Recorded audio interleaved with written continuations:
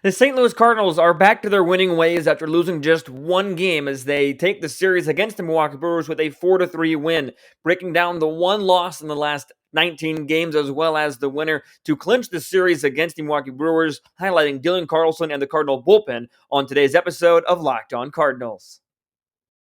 You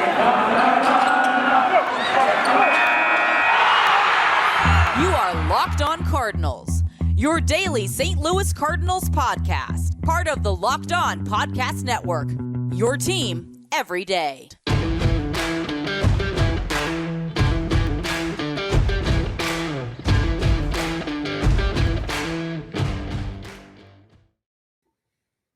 Hello and welcome into Locked On Cardinals for Thursday, September the 30th of 2021, the last day of September. I am Lucas Smith, host of the show. You can find me on Twitter at LJFastball if you're watching on YouTube.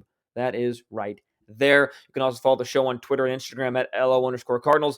This is a post-game show, so it might not be your first listen, but if it is your first listen, I thank you for tuning in. And tomorrow, when the show drops normally, thank you for making that your first listen of the day. Cardinals beat the Milwaukee Brewers 4-3 today, thanks in large part to Dylan Carlson as well as the bullpen. So on today's show, we're breaking down the win that secured a series win against the Milwaukee Brewers in this three-game set that got the Cardinals off their losing ways because they have been losing so much recently.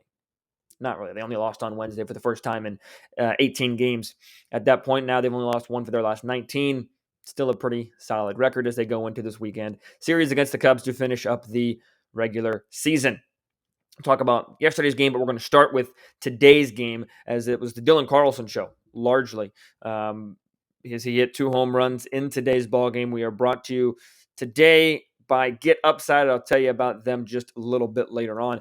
But we're going to talk about Dylan Carlson, the wonderfulness that is the Cardinal bullpen, and then we'll get into yesterday's game in segment number 2. And then some Cardinals news and notes. Just a disclaimer, the segments 2 and 3 were recorded before the game happened today. This is obviously happening after the game today. And I'll reference that a couple times in segments 2 and 3. But nevertheless, let's get right into it.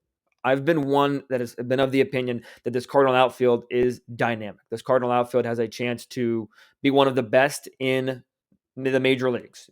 All three of them can impact the game on every single level with their arm, their glove, their speed, their ability to hit, and their power. Dylan Carlson recently, I think, has kind of been forgotten about, and especially with the expectations in my mind that we had for him going into this season, possible rookie of the year type of year that he hasn't really lived up to. He's not had a bad season, mind you. He's got 18 home runs now, driven in 63, average of 263, on base of 339, 776 OPS. So not a terrible season, just not maybe the dominating season that we expected from the prospect, from the rookie to have after showing flashes of it to end his 2020 campaign at that second call-up stint. Because if you remember last season, he got off to a really bad start his first call-up, sent back down, called back up, and was better. With this month of having a Tyler O'Neill being a player of the week, Harrison Bader having a player of the week, Dylan Carlson has kind of been forgotten about. But if you include his stats today, according to MLB.com, his splits in September aren't bad. 27 games, that's right now the most he's played in any month. You would assume that he'd play at least in one of the 3 games this weekend. He's got 5 home runs, that's the most of any month. 15 RBI, that's the most of any month. 280 batting average, 317 on base, and a 517 slugging. That's good for an 833 OPS. He's having a great month, and I think that Dylan Carlson might be one of the forgotten outfielders right now. I don't think he's going to end up being one, but this Cardinal outfield, if they keep playing their cards right and they keep performing, all 3 of these guys at some point in their career are going to get paid. I don't know if it's by the Cardinals. That's a conversation for another time. But I think Dylan Carlson is trying to say, hey, I'm a dynamic outfielder too. I can impact the game as well, just like Harrison Bader, just like Tyler O'Neill. I'm here. I'm a threat. You've got to deal with me. Deal with it kind of thing. And Dylan Carlson showed us that today. And like I mentioned, it wasn't just the 2 home runs that he hit. His second multi-home run game of the season. Other one also coming, one from the left side, one from the right side. But he showed us that he can do it with the glove as well. Made a fine catch in right field in that 9th inning there. So he's shown us that both those examples, he can impact the game on both levels. Cardinal offense today wasn't incredible. It wasn't terrible, but it just wasn't incredible. They were facing Brett Anderson, who's not the best, but they were able to get some runs against him, as well as Sanchez started the scoring with a Rondon sacrifice fly in the bottom half of the second inning. And then I would say the 2 home runs by Dylan Carlson to provide the rest of the offense. Cardinals only had 5 hits today. That's not good. 5 hits. They drew 2 walks, only struck out 5 times, so they weren't striking out. But, this offense is, again, we have to keep in mind that it's not the A players out there necessarily, but still 5 hits isn't necessarily, it is not going to cut it, clearly, in the postseason. But nevertheless, Dylan Carlson kind of took this team in the bag, and over the course of 162, you're going to have games when one guy says, "All right, I'll take care of it today," and today that was Dylan Carlson. Obviously, a game is not won or lost because one player, and I'll talk about 2 other players that deserve some praise in a little bit. But Dylan Carlson today, in my opinion, would have been my player of the game if I had to say in that. And Dylan Carlson showed us the flashiness that he can have, the flair for the dramatic in terms of, I can hit a big home run a couple different times, go ahead home run and tying home run, both impressive shots, one from the left, one from the right. His numbers are a lot better from the right side of the plate, so maybe that doesn't surprise you as much. On the left side of the plate, he's got a little bit more power there as well. So he's a threat on both sides of the plate and both sides of the ball. And I just think that that's something that, as much as I talk about how good this outfield can be, I think I forget that sometimes. That Dylan Carlson, while his numbers might not be there, still has the ability to do this any night. And I mean, you even look at his August splits; those were pretty solid as well. Just the 2 home runs in 17 games, so limited playing time. But 313 the average, 400 on base, 484 slugging for an 884 OPS. So he was having a really good August when he was able to get into play and avoid the injury. But nevertheless, Dylan Carlson is one that can impact the game at every single level. And it was good to see him kind of take over and as he tries to get hot at the right time going into the playoffs. But I mentioned before that this was not just a solo effort. A baseball game rarely, if ever, is a solo effort. And J.A. Happ got the start for the Cardinals today and did a pretty fine job. 6 1/3, quality start, 9 hits, 3 earned runs. He struck out 7, gets his 10th win of the season. Not a huge fan of the quality start stat because I don't consider a 4.5 ERA quality. That's different, but he did achieve the quality start, and he was overall solid today. Strike out 7 and go 6 1/3, keep your team in the game. Oh, there's the buzz phrase. Kept his team in the game, and he did his job. And behind him, the bullpen did the job as well. Cody Whitley did a nice job. TJ McFarland was brought in. Talk about him in a moment, as well as Luis Garcia. But J.A. Happ, if he can go similar to what you want from Lester and Michaelis, 5 to 6 innings, 0 to 3 earned runs, we're getting to the point in the season where you feel confident in that every single starter can give you that. Maybe not Dakota Hudson. Mike Schultz said he might be anywhere from 70 to 75 pitches in his start tomorrow. But nevertheless, man, I'm saying that a lot this episode. I apologize. 5 to 6 innings, 0 to 3 earned runs is still quality, not only in the quality stat, unless you go only 5 innings, but quality in terms of you'll take that start most times from most of your starting pitchers. Obviously, you want a 1 or a 2 that can give you a little bit more. But from these veterans and from a guy like Michael still working his way back, got to be satisfied with 5 to 6 innings, 0 to 3 earned runs. And that's what J.A. Happ did. He was positive. He gave the Cardinals what they needed to give him, or what he needed to give them. Cody Whitley, TJ McFarland, Luis Garcia. TJ McFarland is a double play inducing machine. If you go to his baseball reference page and you go to his splits, 2021 totals at his game level, he's got 11 double plays grounded into. And it says when you highlight over that, it says only includes standard double plays, but he's a ground ball machine. He's a double play machine. He threw 1 pitch in that 8th inning and got a double play inning over. It's almost like clockwork. And that is somebody you need out of the bullpen to get the double plays when you need to get them. He's not a strikeout guy. He doesn't have the kind of stuff, but he's able to get in. He got 10 pitches, little trouble in the 9th inning walking a batter. But then Luis Garcia came in, struck out the last 2 batters he saw with some filthy sliders to Lorenzo Cain mixed up in there. And these 2 guys, TJ McFarland and Luis Garcia, are a big reason why this bullpen is a huge weapon right now. Because you don't have to just rely on 2 or 3 guys. Now you have anywhere from 4 to 5 guys that you can rely on to get outs. And Cody Whitley got outs today as well. I just think that this Cardinal bullpen is starting to get deeper and deeper with the amount of options you can go to, and that is going to be crucial in October. It was nice to see the Cardinals bounce back with a win in a game that really, at this point, none of these games mean much in terms of playoffs since they're already secured. It's a Thursday day game. Busch was packed. Well, it wasn't packed, but it had a decent attendance, 29,161. Not great, but again, Thursday day game, playoffs clinched, is what it is. Going into this weekend against the Cubs, I think that they have some momentum now with a series win, and hopefully you get some regulars mixed in there with the lineup. But that's going to do it for segment number one.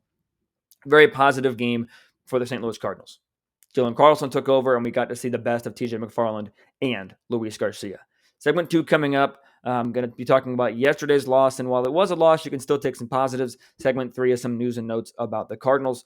So all that is coming up here in just a moment. But first, I want to tell you guys about Get Upside. It's this incredible app everyone who buys gas needs to know about. My listeners are making up to 25 cents for every gallon of gas every time they fill up. Just download the free Get Upside app today on the App Store or Google Play and use the promo code BASEBALL for a bonus 25 cents per gallon on your first fill up. That is 50 cents cash back per gallon. Don't pay full price at the pumps anymore. Get cash back using Get Upside. Download the app for free and use promo code BASEBALL to get up to 50 cents a gallon cash back on your first tank. Some people who drive a lot are making as much as $2,000 to $3,000 a month in cash back, and there's no catch. The cash back is added right to your account. You can cash out anytime to your bank account, PayPal, or an e-gift card for Amazon and other brands. Just download the free Get Upside app and use promo code BASEBALL to get up to 50 cents a gallon cash back on your first tank. That is promo code BASEBALL on the app. Get Upside, get cash back when you fill up today.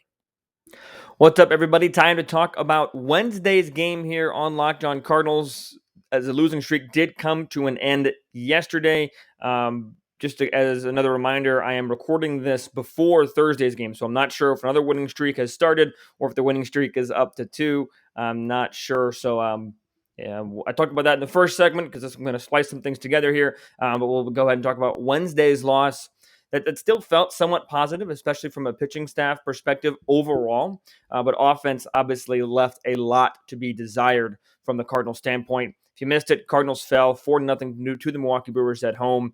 First time that the Cardinals have lost to the Brewers since their series in the first weekend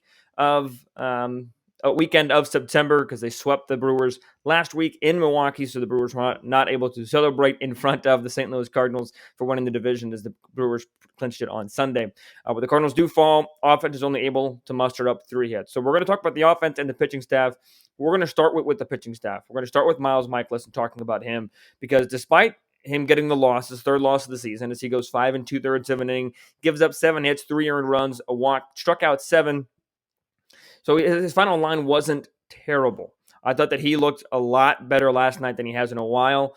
Even though he has had a couple of good starts here, I thought that he was really, really sharp for most of the game yesterday. And the second pair of runs came on a home run by Vogelbach. That was hit pretty good. So that one, you chalk that up to just Vogelbach hitting his pitch and hanging out.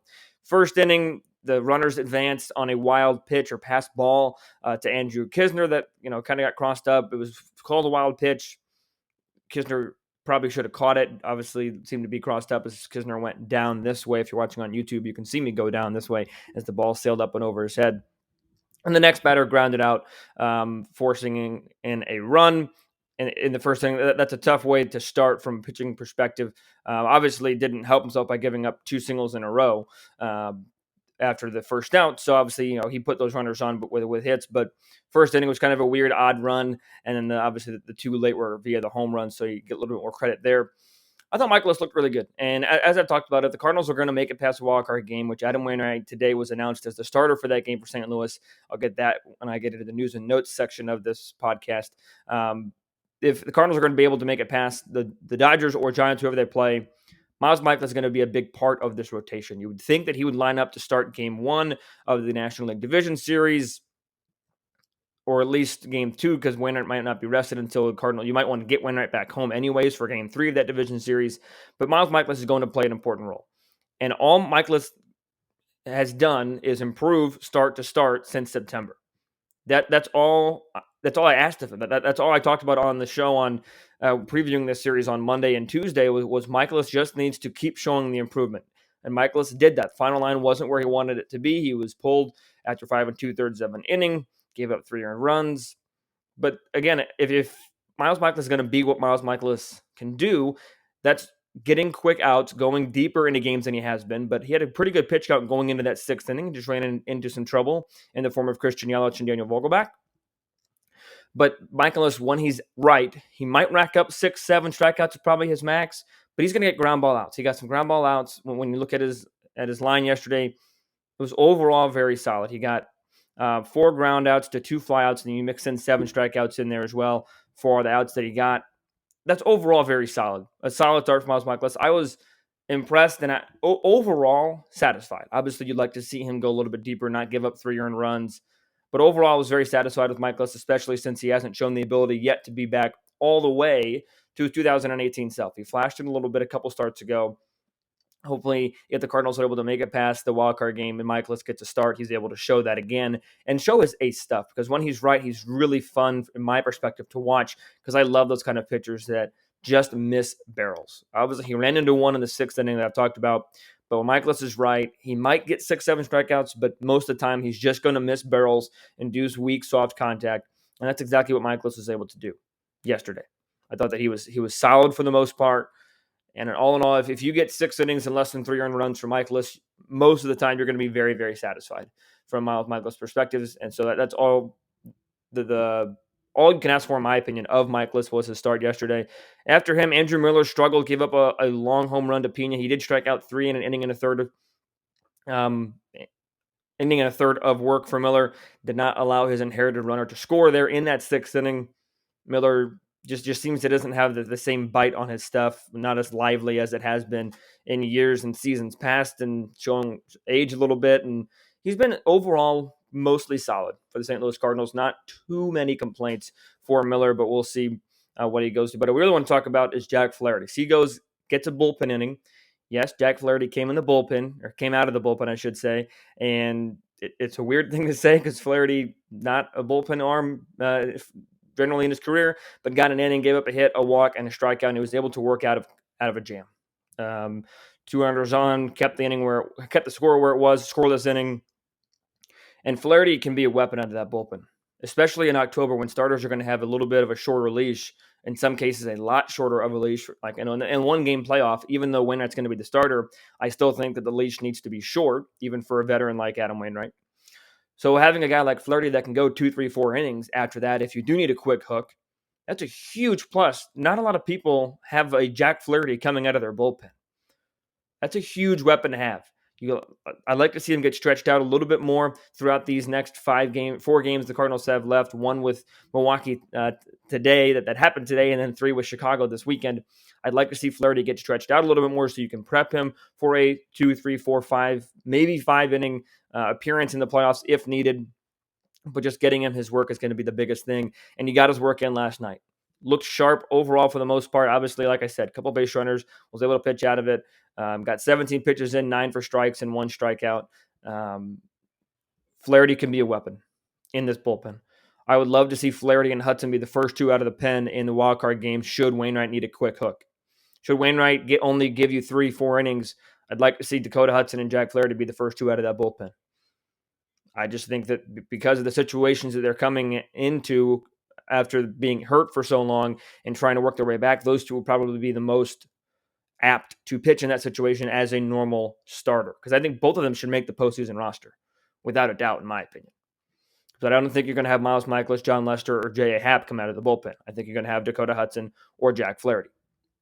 That's just my own personal opinion. But Flaherty, in order to get to that point, needs to continue to get his work in, continue to get outs, and continue to produce as he did yesterday. Maybe he'll get another inning. Maybe he got another inning on Thursday's game. I don't know. I talked about that in the first segment if he did. Like I mentioned, I haven't recorded the first segment yet because it's Thursday morning right now when I'm recording this. But Flaherty could be a weapon. Coming out of the bullpen, Genesis Cabrera pitched the 9th inning of yesterday's ball game. Pitched a perfect 9th with a strikeout. He did his little hop off the mound there, like to add a little flair to his game, which is fun to watch at time when he's right. So overall, solid pitching performances from everybody. Overall, like I said, you could look for a little bit more from Miles Michaelis, but you got to be satisfied. Andrew Miller left a little bit to be desired, but Jack Flaherty, Genesis Cabrera for sure.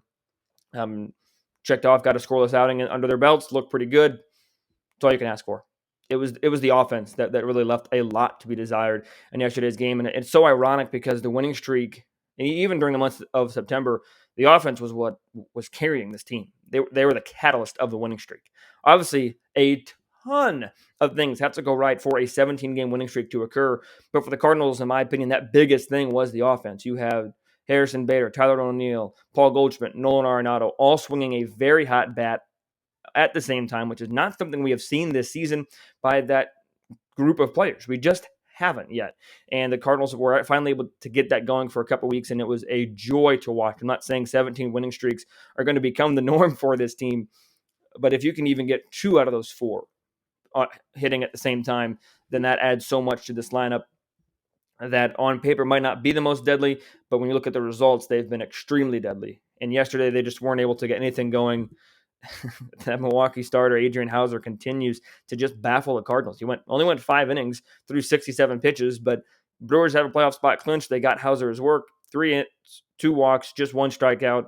Cardinals had their chances early. Cardinals had their chances overall as well. They just weren't able to get the job done. They weren't able to hit the runners in scoring position. Harrison Bader came up with runners in scoring position, less than 2 outs twice. Wasn't able to get them home either time. When Carlson was on third, he had a little dribbler back to the mounds, and Bader wasn't able to get it going. And Bader's been swinging a very hot bat in September, the reigning player of the week, like I talked about on Tuesday's episode, excuse me. The Cardinals and Bader just weren't able to move the runners, and it's a flashback, in my opinion, to the offense we saw in June. Get him on, get him over, but unable to get him in, or in some cases, unable to get him over. You saw a good situational hitting by Matt Carpenter, who hit a fly ball to advance Dylan Carlson to third base in that inning, the aforementioned inning about Bader. But nevertheless, the offense just wasn't able to hit with runners in scoring position. They weren't able to get the big hit. And with the lineup that Schilt threw out there yesterday, it was a day after a clinch lineup. No disrespect to those players playing, but Nootbaar, Carpenter, Rondon, when all 3 of those are in the starting lineup, as well as Andrew Kisner, you know it's probably not the A team that's out there. Cardinals, in my opinion, need to work on getting Edmundo Sosa back for the playoffs, but you're going to see a lot of these lineups in the next 4 days. The lineup, even today, wasn't, in my opinion, the A lineup for the St. Louis Cardinals. Before first pitch, it was announced it was Edman, Carlson, O'Neill, Arenado. That's pretty normal.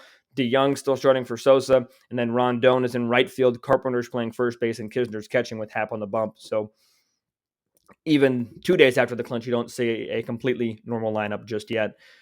But Wednesday's game is what it was. The Cardinals have the postseason clinch. That's where their eyes are at. That's where our eyes should be at as people who follow this team.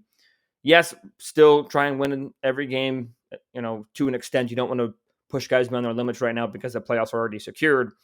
But these stats still count, numbers still count, all that good stuff. But we're going to see some differences in the lineups here on out. We've already seen it twice.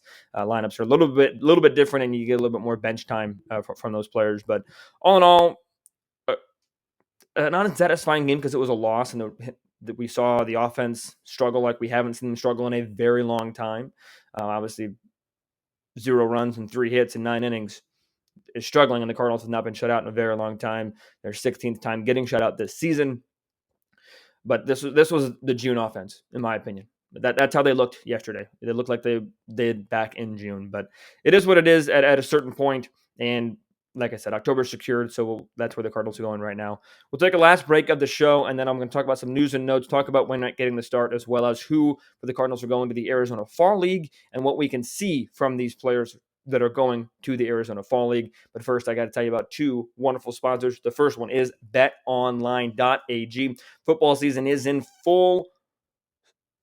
full-time, and BetOnline is your number one spot for pro and college football action this season. They have a new updated site and interface, which means they have more odds, more props, and more contests, more opportunities for you to win money. BetOnline.ag is the number one source for everything football. Head over to the website, betonline.ag, or use your mobile device to sign up today. And if you're on the fence about it, you can get a 100% welcome bonus when you sign up today. That is double your initial deposit just for signing up. Don't forget to use that promo code NFL100, NFL100, whether it's football, basketball, boxing, baseball, or your favorite Vegas casino games.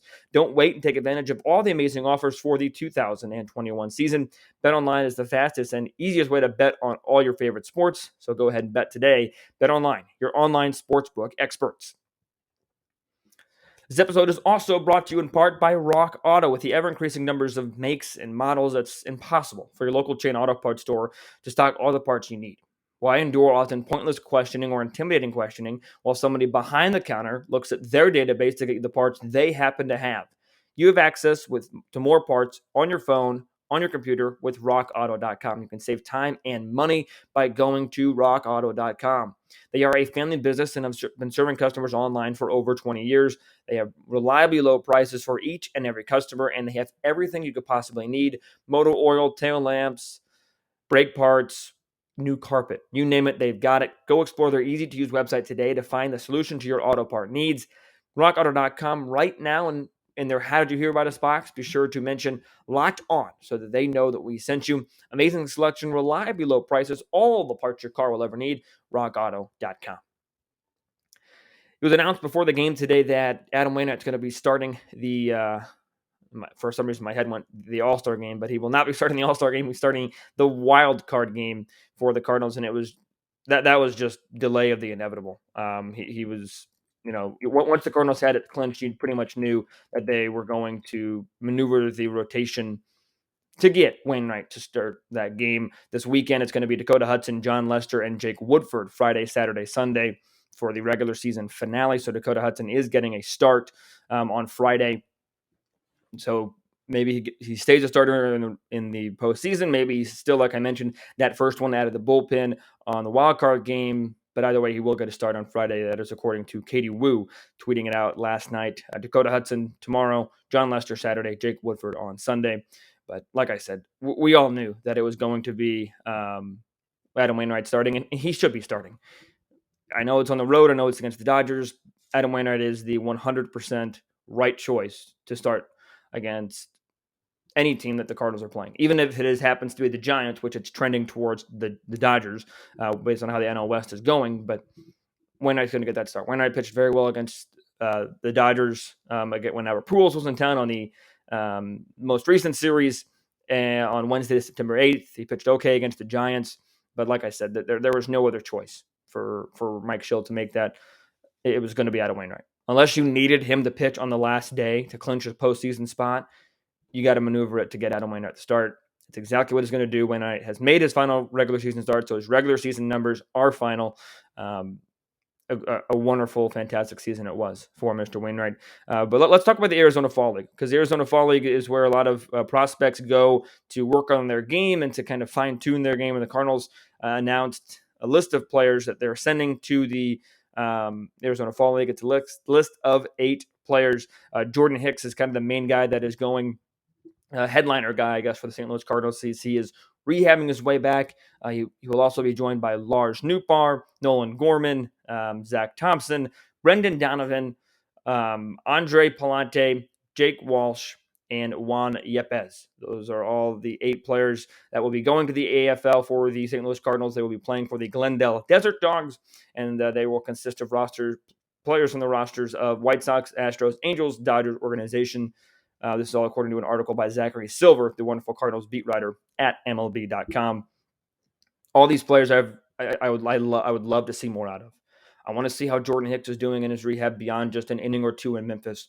I want to see Lars Nootbaar with some consistent playing time. He's getting it now because of the postseason being clinched, and you're not going to play your A starters. And as much as we might love Lars Nootbaar, he's not an A starter yet.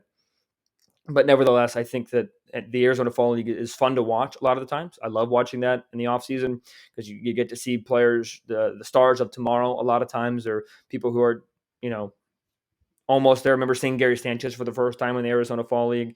And I just want to see all those players get full playing time. I want to see Nolan Gorman play on television, because you can only get so much. And I know that there are extra ways to stream minor league stuff and everything, but, those short little video clips that they show doesn't always do justice for what they're actually playing like. But I think that all 8 of these players are going to impress, and I think all 8 of these players at one point or another will have an impact on the Major League roster and will be impact players in Major League Baseball. Juan Yepes has been one of the hottest players in the minor league level. Nolan Gorman has adjusted nicely. And then obviously you all know about Jordan Hicks and Lars Nootbaar. But we'll see if Yadi, kind of transitioning a little bit to other news and notes, Yadi and Molina, to my knowledge, is not going to play Thursday.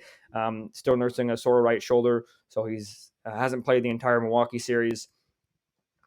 He needs to be arrested because he needs to make that start on Wednesday, only because Adam Wainwright's making that start. Those two clearly work well together. I think I'm preaching to the choir here for most people watching or listening right now, but we'll see if he makes a start or any appearance this weekend against Chicago. But that's going to do it for today's show. In the first segment, I talked about today's game. Second segment, talked about yesterday's game, and then obviously finished up with some news and notes. Hopefully it was a Cardinal winner. This segment right now is being recorded before the game, but yesterday's game, while it was disappointing to see the losing streak and overall positive and things to take out of that with the pitching performances of Jack Flaherty, Genesis Cabrera, and mostly Miles Michaelis. And then excited to see the Arizona Fall League for the Cardinals and Adam Wainwright officially tabbed as the starter for the St. Louis Cardinals in the wildcard game next Wednesday. So tomorrow's episode will be a preview of the upcoming series, how it might be a hodgepodge of players playing, but you're going to see, nevertheless, some Cardinal baseball and some Cardinal-Cub rivalry baseball to finish out the 2021 season, which has been a roller coaster. So be sure to tune in to tomorrow's episode where I preview all of that. And then after that, Monday will be the next episode that comes out. So until I talk to you guys tomorrow or Monday, be sure to follow me on Twitter at LJ Fastball. Follow the show on Twitter at LO_Cardinals. Email the show, lockedoncards@gmail.com. And be sure to subscribe to the YouTube channel or subscribe on your favorite podcasting platform. Leave a rating on Apple, iTunes, podcasts. It's all free and it's all available to you guys wherever you most enjoy consuming Locked On Cardinals. So until I talk to you guys tomorrow, be sure to stay safe, stay well, and have a fantastic day.